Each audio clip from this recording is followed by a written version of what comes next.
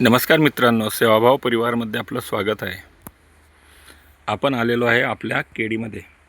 आपली केळी आहे SRT पद्धतीने लावलेली केळी. हा SRT पद्धत आपल्या चॅनलवर बऱ्याचदा आपण SRT नाव ऐकलं आहे. SRT पद्धतीने शेतीला आहे, SRT पद्धतीने पिकं चांगले येतात, असं आपण बऱ्याचदा आपल्या यूट्यूब चॅनल सेवाभाव 1137 सेवाभाव 113.7 ह्या चॅनलवर आपण बऱ्याचदा ऐकलेलं आहे. यूट्यूबवर सुद्धा आपण सर्च करून बघा, तिथेसुद्धा तुम्हाला SRT पद्धत बरीच माहिती मिळेल. आता आपली ही केळी आहे बघा, किती उंच केळी आहे.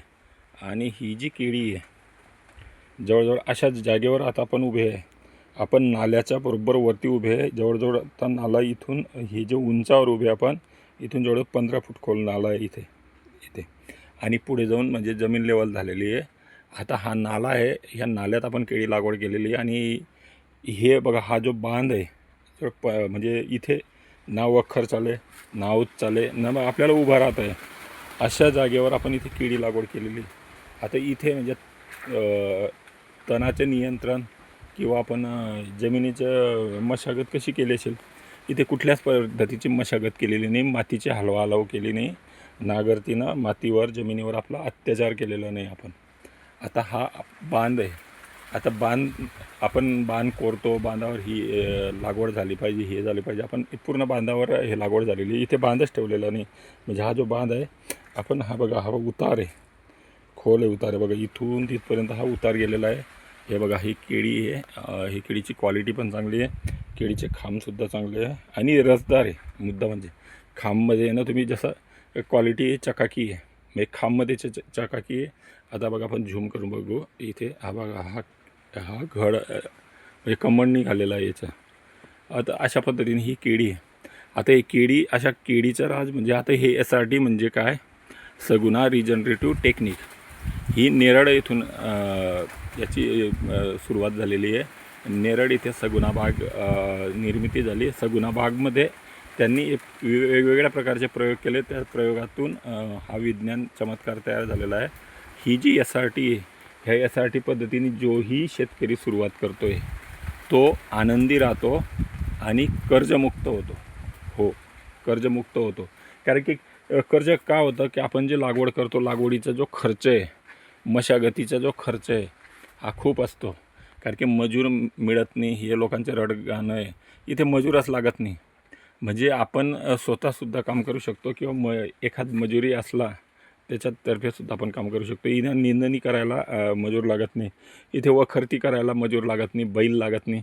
आपला बैलजोडीचा खर्चसुद्धा वाचतो, आपल्या बैलगाडीचा चारा वाचतो. आणि परत बैलांचे जे शेणखत आहे ते सुद्धा इथे टाकायची गरज पडत नाही. हो, म्हणजे शेणखतसुद्धा इथे टाकायची गरज नाही.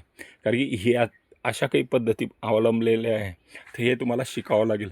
या शिकण्यासाठी आपल्याला SRT शेती शाळा हे अटेंड करणं गरजेचं आहे, कंपल्सरीने गरजेचं आहे. आपण याच्यात तुम्ही SRT शेती शाळा म्हणून यूट्यूबला सर्च करू शकता किंवा आपल्या सेवाभाव 113.7 ह्या चॅनलवर सुद्धा आपण त्याच्याबद्दल माहिती देत राहतो. किंवा आपले काही ग्रुप असतात, त्या ग्रुपमध्ये सुद्धा तुम्ही सामील होऊ शकतात. किंवा टेलिग्रामवर सर्च करा सेवाभाव 113.7 सेवाभाव 1137. तिथेसुद्धा तुम्हाला त्यांचे कॉन्टॅक्ट नंबर वगैरे मिळतील. SRT शेती शाळेचे. शेती शाळा अटेंड करण्यासाठी काय करायचे आहे, प्रत्येक जिल्ह्यात शेती शाळा असते. तिथे वेळेच्या अगोदर जायचं आणि शेती शाळा अटेंड झाल्याच्या नंतर तिथे थांबायचं. आपले काही प्रश्न असले त्या तिथे विचारू शकतात. जायची घाई करायची, यायची घाई नाही करायची. आणि पूर्ण तिथे भडसावडे सर, आदरणीय चंद्रशेखरजी भडसावडे सर यांचंसुद्धा मार्गदर्शन तिथे मिळतं. आणि त्यांची जी कार्यप्रणाली आहे, इत्थंभूत माहिती ते तिथले जे शिक्षक आहेत ते तुम्हाला देत राहतात. आणि ही जी SRT शाळा का करायची, कारण कुठलंही काम करत असताना आपलं त्यातलं नॉलेज म्हणजे पूर्ण नॉलेज पाहिजे. अधुरं नॉलेज घातक असतं. त्याच्यासाठी आपण हे पूर्ण नॉलेज घेणं गरजेचं आहे. आणि सोपं आहे, त्यात काहीच नाही. फक्त 3 सूत्र आहे. एक सूत्र, दुसरं सूत्र, तिसरं सूत्र. हे 3 सूत्र जर तुम्ही मनापासून जर पाळले तर तुम्हाला चौथं काम करायची गरज पडत नाही. याच्यात काय करायला लागतं, आपण जेही लागवड करतो आहे तर ते बेडवर लागवड करायची. बस सोपं आहे. बेडवर लागवड करायची, नालीमध्ये लागवड करायची नाही किंवा सपाटीवर लागवड करायची नाही, बेडवर लागवड करायचं. आणि आपण तणाचं जे नियंत्रण आहे हे निंदायचं नाही किंवा उपटायचं नाही, गवत आहे तिथेच राहू द्यायचं आणि त्याचं तणनाशकानं नियंत्रण करायचं. आणि ते जे खोडं आहेत समजा, खांब आहेत केळीचे म्हणा किंवा इतर पिकांचे जे मुळ्या खोडं वगैरे आहेत, तर ते तिथल्या तिथे उभं राहू द्यायचे. जमिनीपासून कट करायचं 4 इंचावर 6 इंचावर, जसेच्या तसे तिथे सुकू द्यायचं. सुकवायचं कसं? तणनाशकनं सुकवायचं. अशा पद्धतीने आपण त्याचं करायचं. आणि पिकाची फेरपालट करायची. आता समजा मी केळी लागवड केली, पुढच्या वर्षी पण केळी, तिसऱ्या वर्षी पण केळी, चौथ्या वर्षी पण केळी नको. त्याच्यासाठी ना पिकाची फेरपालट करायची. आता पिकाची फेरपालट कशी करायची? आता समजा मी एक केळी लागवड केली, ही आहे चवड्या पत्त्याचं किंवा मोठ्या पत्त्याचं. नंतर काय करायचं? लांब पत्त्यांचं, म्हणजे जसं ज्वारी, बाजरी, मका वगैरे असे लांब पात्याचं घ्यायचं. त्याच्यानंतर गोल पात्याचं घ्यायचं. नंतर चवड्या पात्याचं घ्यायचं, मोठ्या पात्याचं घ्यायचं. म्हणजे पानं कमी जास्त त्याच्यावर बघायचं. आणि नंतर दुसरा एक मुद्दा आहे, आपल्याला जर फेरपालट करायची आहे तर काय करायचं? एखादी पीक सोटमूळचं घ्यायचं, म्हणजे त्याचे मूळ जमिनीत खोल जातं. जसं कपाशी आहे, तूर आहे, तसं त्याला सोटमूळ म्हणतात. शेवगा वगैरे सुद्धा घेऊ शकतात. त्याच्यानंतर सोटमूळ आहे. नंतर तंतुमूळ. तंतुमूळ म्हणजे जाळ्यासारखं असतं, जसं ज्वारी वगैरे किंवा हे केळी पण तंतुमूळमध्येच धरलं जाईल, कारण की याच्या खोडाचा खोल जात नाही. म्हणजे तंतुमूळ घ्यायचं. नंतर काय बदल करायचा की कडक मुळ्यांची पिकं घ्यायची, जसं कपाशी आहेत, तूर वगैरे ह्यांचे कडक मुळं असतात. त्याच्यानंतर दुसरं पीक घ्यायचं नरम मुळ्यांचं घ्यायचं. म्हणजे आपल्याला काय करायचं आहे? चेंज करायचं आहे. असं नाही की तुम्ही आता केळीवर लागवड करायची नाही, किंवा केळी लागवड केली तर त्याच्या बदल्यानं तुम्ही तूर लागवड करा, कपाशी लागवड करा, ज्वारी बाजरी लागवड करा. म्हणजे पिकांची फेरपालट करायची, बाकी काहीच नाही. हे 3 सूत्र करा. आणि आंतरमशागत करू नका, बैल किंवा ट्रॅक्टरमध्ये घालू नका. कारण की आपल्याला वाटतं बैलजोडी किंवा ट्रॅक्टर, बैलाचं जे वजन आहे, एका ठिकाणी पाय ठेवतो तर ती जी जमीन आहे तिथे ब्लॉकेज होते. बघा, गांडुळांचे किंवा जीवाणूंचे छिद्र असतात, त्याच्यावर पाय पडल्यानंतर ते क्लोज होतात, ब्लॉक होतात. ट्रॅक्टर फिरल्यानंतर ते क्लोज होतं. आपण नांगरती करतो, लोखंडी नांगरती करतो, खोलपर्यंत नांगर जातो, पण नांगर जिथून चालतो आहे, जिथून चालतं, समजा 1 फुटावरून किंवा 1.25 फुटावरून खोल नांगर चालतो. नांगर जिथे टेकला जातो, समजा नांगराची जी फाड असतो, जिथे टेकला जातो, ओढला जातो, ती जमीन जे तिथे कडक होते आणि ब्लॉकेज होते. त्याच्यावरती तुम्हाला फोडलेलं दिसेल, पण तिथे ब्लॉक होतं. म्हणजे पावसाचे जे पाणी पडणारं पाणी आहे तुमचं फक्त 1 फुटावर राहतं, 1 फुटाच्या खाली पाणी जात नाही, म्हणून तुमच्या विहिरीची पातळी वाढत नाही. ते पावसाचं जे पडणारं पाणी आहे वरच्यावर वाहून निघून जातं. आपल्याला काय करायचं? सच्छिद्र करायचं आहे. खोल मुळ्या त्याचे जे ना आपले जसे जीवाणू आहे किंवा गांडूळ आहे, हे जे होल करतात, जसे भुयार घर असतात, ते सूक्ष्म भुयार घर असतात, ते खोलपर्यंत जातात, ते तसं ठेवायचे. आणि त्याला ब्लॉकेज नको व्हायला पाहिजे, म्हणून त्याच्यावरून ट्रॅक्टर फिरायला नको. आपण सुद्धा त्यांचे जे बेड असतं, बेडवर पाय नाही ठेवायचं, बेडच्या साईडलाच चालायचं. बेड आपले बेड आहे ना, त्याला पवित्र म्हणायचं. जसं आपण मंदिराच्या ओट्यावर किंवा गाभाऱ्यावर वरती चढत नाही, तसं आपला हा बेड आहे, इथे चढताना आपण विचार करायचा किंवा पाया पडायचा. असं नाही करत, पण ते बेडवर कमीत कमी चढायचं. आपल्याला जर चालायचं असलं तर आपण मधल्या ज्या सऱ्या असतात त्या सऱ्यांमध्ये चालायचं. त्यात काय होणार आहे? आपले जे बेड आहेत तेवढे तरी सच्छिद्र राहतील. आपण जे चालतो तिथे समजा ब्लॉक पण झाले तर काही हरकत नाही, पण जे आपले बेड आहे ते सच्छिद्र राहतात. पावसाचं पाणी किंवा आपण जे ड्रीपद्वारे पाणी देतो, म्हणजे ट्यूबवेलमधून जे पाणी निघालं आहे, 13 लिया और 13 को दिया, म्हणजे आपण ट्यूबवेलमधून घेतलं तर ते परत ट्यूबवेललाच पाणी जायला पाहिजे. आपण जे पाणी जातो आता ही इतर ठिकाणी काय होतं, पाणी पसरायला नको पाहिजे, खोलपर्यंत जायला पाहिजे. खोलपर्यंत गेलं तर समजा 6 फूट 3 फूट 4 फूटपर्यंत जर ओल राहिली तर आपल्या मुळ्यांची जे चाल आहे, समजा केळीची जी चाल आहे, समजा केळी असो, आता मी केळीवर उभी आहे, आपण मग केळीचं उदाहरण देतो, इतर पिकासुद्धा त्याला तुम्ही मॅच करून घ्यायचं किंवा समजूया. आता ही केळीच्या ज्या मुळ्या आहे, समजा आपण ट्रॅक्टरनं अत्याचार केला आहे जमिनीवर, म्हणजे ती जी जमीन आहे समजा 1 फूट तुम्ही नरम केलेली आहे, त्याच्या खालची जमीन आहे, त्याच्यावर ट्रॅक्टरचे जे लोखंडी जे वजन आहे, समजा भार आहे, तो पूर्ण त्यात दबला गेला आहे, म्हणजे ब्लॉक झालेलं आहे. म्हणजे हे जे पाणी देतो आहे आपण, ते वरच्यावर पाणी राहतं, कारण की जसं स्लॅब टाकतो आपण तसं कडक होऊन गेलेली असते ती जमीन. बघा तुम्ही एखादी वेळा जर नांगरती झाल्याच्या नंतर वरचा भाग कोरून बघा, आणि त्याच्या खाली आहे ना स्लॅब टाकल्यासारखा चिकन झालेला दिसतील. हो. आणि नंतर काय होतं, आपण ड्रिपनं जे पाणी देतोय तर ते थोडं थोडं जातं आणि ते वरती पसरतं, खाली जाणं कमी होतं ब्लॉकेज झाल्यामुळे.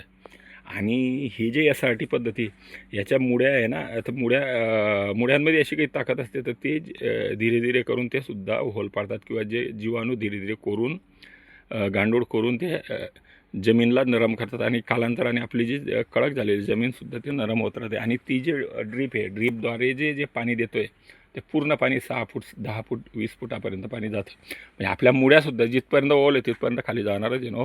म्हणून ही जी बघा, खाली तुम्हाला हे पिवळे पानं दिसतील, परंतु वरती बघा, आता ही जी जमीन आहे मी मागे दाखवतो, एकदम हलकी जमीन. हे आहे ना टेकडं होतं, टेकडं सपाट केलेली जमीन, त्याची जी केळी आहे त्याची क्वालिटी पण चांगली.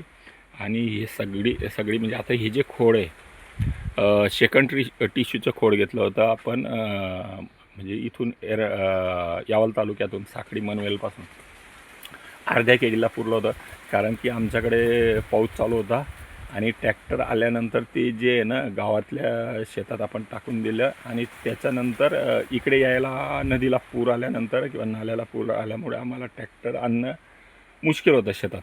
म्हणून आम्ही ते इथे जी लागवड केली तर जवळजवळ 10 ते 15 दिवसानंतर उशिरा लागवड केली आणि तिकडे मिळणारं खोड मिळालं नाही आम्हाला. म्हणून ही जे खोड दिसते तुम्हाला, ही जी जाड चांगली केळी दिसते, हे खोड सेकंड टिश्यूच्या नंतर ह्या क्षेत्रात बाजूचं जे क्षेत्र आहे तिथे लागवड केलेली केळी होती. ते केळीच्याच खोड, म्हणजे ह्या क्षेत्रातलंच खोड लावून ते लागवड केलेलं, तरी हे केळीची क्वालिटी बघू शकतात तुम्ही. हे सर्व श्रेय आपण देऊ शकतो SRTला. कारण की याच्या जे मुळ्या आहे ना, इतर क्षेत्रात जे लागवड करतो आपण पारंपरिक पद्धतीने त्याच्यापेक्षा ह्या चांगल्या आहे. कारण की याचं जे मी ड्रीपनं पाणी देतो आहे तर 5 फूट 10 फुटापर्यंत ओलावा जातो आहे. कारण की आता बघा, मी सांगतो की आता हे 2 फुटापर्यंत 1 फुटापर्यंत ओलावा गेला आहे आणि त्याच्यानंतर 2 फुटापर्यंत ओलावा गेला आहे, 3 फुटापर्यंत. पण उन्हाळ्यात उन्हामुळे काय होतं की वरची जमीन तापते, खालची जमीन तर ओली आहे ना, ते नरमच राहणार आहे. आणि तेच पाणी जर समजा 1 फुटावरच राहिलं असतं, पाऊस ऊन पडल्यानंतर ते पाणी परत सुकलं जातं. आज पाणी बरं, उद्या सुकतं. म्हणून केळीला जर समजा तुम्ही 2 दिवसाआड पाणी दिलं, तरी आपण 3 दिवसाआड पाणी दिलं उन्हाळ्यात, तरी केळी चांगली राहील. फक्त त्यालाच काय करावं लागतं की ती SRT पद्धतीने करायचं. कारण की ते जे तणाचं विल्हेवाट आहे, आता बघा इथे आपण हे गवत बघतोय, हे गवत पूर्ण सुकलेलं गवत आहे. हे बघा, म्हाताऱ्या लोकांचे जे केस असतात त्या पद्धतीने हे सुकलेलं गवत आहे, पूर्ण गवत सुकले कुठेही बघा तुम्ही. आता इथे जर समजा हे जे गवत सुकलेलं गवत दाखवतो मी, या गवताच्या ज्या मुळ्या आहे त्या तर कालांतराने वीक होतात आणि ती जी जमीन आहे, जी फाटलेली मुळ्यांकन जमीन आहे, समजा सूक्ष्म तडे पडलेले, तर ते तर तसेच राहणार आहे. पाणी गेल्यामुळे ते हे जे गवत आहे, गवतसुद्धा कमजोर होत जातं. आणि गवतचे एक तत्त्व असतं, जशी वात असते, चिमणीची वात असते, दिव्याची वात असते, तर ती तशी ही वातसुद्धा सच्छिद्र झालेली असते. लाकूड सुकल्यानंतरसुद्धा सच्छिद्र झालेलं असतं, म्हणजे ओलं झालं तर ते खाली झिरपत राहतं. तसं हे गवतातून पाणी झिरपत राहतं आणि झिरपल्यानंतर हे जे आहे ना पूर्ण पाणी खाली उतरत राहतं. म्हणजे आपण जे पाणी देतो किंवा पावसाचं पाणी पडतं, म्हणून आपल्या ह्या पद्धतीनं ज्या ज्या लोकांनी अवलंब केला आहे त्या शेताला तुम्ही भेट द्या. भेट दिल्याच्या नंतर तिथे बघा, तिथल्या जे विहिरीचं पाणीसुद्धा फुलपाणी आणि त्याच्यासुद्धा गोडवा आहे. कारण की हे जीवाणूंमार्फत पाणी फिल्टर होऊन, जीवाणू गांडुळांमार्फत फिल्टर होऊन ते जे पाणी आहे समजा शुद्ध होऊन पाणी, तुमच्या ट्यूबवेलची सुद्धा चव बदललेली दिसेल तुम्हाला. तुमचं पाणी जर खारट असलं, त्याची जे खराब पाणी असलं क्षारयुक्त, ते सुद्धा चांगलं होण्याची ताकद आहे SRTमध्ये. करून बघा ना, प्रयोग करा. हे बघा, प्रयोग असा असतो, एडिसननं प्रयोग केला असं लोक सांगतात. 1000 वेळा 5000 वेळा प्रयोग केल्यानंतर तो दिवा लागला. आता त्यांनी लागलेला दिवा कोणी यूज करत नाही, परंतु आतासुद्धा दिवा समजा LED दिवासुद्धा असला तरी दिव्याचा शोध कोणी लावला, तर एडिसनने लावला असं म्हणतात. म्हणजे तुम्ही जे कार्य करतात SRT केली तर SRT पद्धतीनं प्रयोग करून बघा, फायदा होईल तर तुमचा होईल, नुकसान तर होणारच नाही. काय, कारण की नुकसानसारखं काहीच नाही ना. हां, त्याच्यासाठी तुमचा विश्वास नाही तर तुम्ही ज्यांनी बघा, आता ज्या लोकांनी लागवड केली तिथे शेतावर जा, खरंच फायदा का तो बघा. आणि तरीसुद्धा ते खोटं बोलत असेल, ते इतर खतं वगैरे रासायनिक खतं जास्त टाकताय आणि तुम्हाला खोटं बोलून सांगतात की आम्ही खतं टाकत नाही. मग एक काम करा, त्यांच्यावर पण विश्वास ठेवून तुम्ही स्वतः लागवड करा. 1 एकर करा, एक पट्टी करा, एक वखर करा. मी तर म्हणतो 1-2 चाचही बी केले तुम्ही, 2 रांगाही केल्या तरी तुम्हाला फायदा होईल. त्याच्यापेक्षा असं नका करा. लागवड करा आणि आपल्या शेतालासुद्धा भेट देऊ शकतात. माझ्या शेताला भेट जर द्यायची असली तर तुम्हाला ॲडव्हान्समध्ये तुम्हाला कॉल करावा लागेल, सांगावं लागेल. आणि माझ्या शेताला जर भेट द्यायची असली तर सहजासहजी तुम्ही भेटणार नाही. कारण की तुम्ही मला भेट द्यायला आले तर तुमचा वेळ महत्त्वाचा आहे, माझा पण वेळ महत्त्वाचा आहे. मी माझा वेळ सोडून तुमच्यासाठी तुम्हाला वेळ देणं आहे. 1 तासभर आपण भेट द्या. 1 तास भेट देण्यासाठी सुद्धा तुम्ही मला कॉल करू शकता आणि येऊ शकतात आणि इथे काय आहे ते बघू शकतात. आणि आपल्या जवळ जे शेतकरी यासाठी पद्धतीने जी शेती करतायत तर तिथेसुद्धा तुम्ही त्यांना कॉल करून त्या शेतात वेळेच्या अगोदर तिथे जा, वेळ लावू नका. आणि ही जी शेती आहे हे यासाठी शेती मी केलेली आहे. आता एका क्षेत्रात केलेली आहे, एका शेतात केलेली आहे, 2 शेतं बाकी आहे. पुढे बघू त्या शेतातसुद्धा करू आणि अशा पद्धतीने विषमुक्त शेती करू. कारण की मी रासायनिक खतं कमी टाकलेलं आहे त्यामुळे विषमुक्त म्हणता येईल, पण रासायनिक खताचा डोस दिलेला आहे. पुढे भविष्यात जर गरज नाही पडली तर ते सुद्धा बंद करून देऊ. खोटं नाही बोलायचं, कारण की मी रासायनिक खतं दिलं आहे म्हणून सांगतो. युरिया पोटॅश वगैरे दिलं आहे. सुरुवातीला जो एक डोस दिला बेसल डोस, त्यात एक थैली दिली, 1000 एक थैली, 1000ला 1 युरिया, 1 पोटॅश, 1 DAP आणि सुपर फॉस्फेट अशा पद्धतीने आपण वरतून दिलेलं आहे सुरुवातीला. नंतर आपण ड्रीपद्वारे युरिया आणि पोटॅश दिली. आता उन्हाळा असल्यामुळे बंद केलं. गोकृपा अमृत देतो आहे, अशा पद्धतीने केलं आहे. खतंसुद्धा आता या द्यायची गरज पडणार नाही, म्हणजे आपल्याला बैलजोडीची सुद्धा गरज नाही. पुढच्या टायमाला मी बैलजोडी ठेईल याची गॅरंटी नाही, कारण मला जर लागत असलं समजा बैल त्याने दुसऱ्याकडून सुद्धा बैलजोडी घेऊ शकतो. म्हणजे आपल्याला बघा राजा आहे ना, राजासारखी शेती करायची आपण सुद्धा करू शकतो. आपल्याला हा व्हिडिओ थोडा लांब झालेला आहे. आपल्याला जर व्हिडिओ आवडला तर लाईक करा, शेअर करा. आणि आपल्याला काय वाटतं ह्या व्हिडिओबद्दल आणि आपल्या एक सेवाभाव 113-7 सेवाभाव 1134 या कार्याबद्दल, त्या कार्यासाठी सुद्धा तुम्ही सहभाग घेऊ शकतात. आपलं टेलिग्रामला एक टेलिग्रामला सुद्धा एक चॅनल बनवलेलं एक ग्रुप आहे. त्याचं जे नावसुद्धा आहे ना, सेवाभाव 1137, हे तुम्ही सर्च करा. टेलिग्राममध्ये सुद्धा जॉईन व्हा.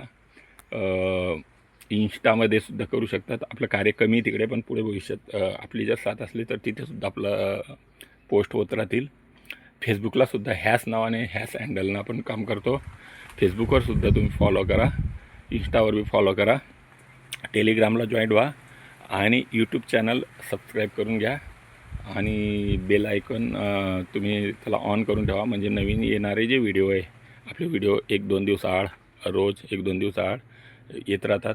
त्या व्हिडिओलासुद्धा तुम्ही बघत राहा. धन्यवाद.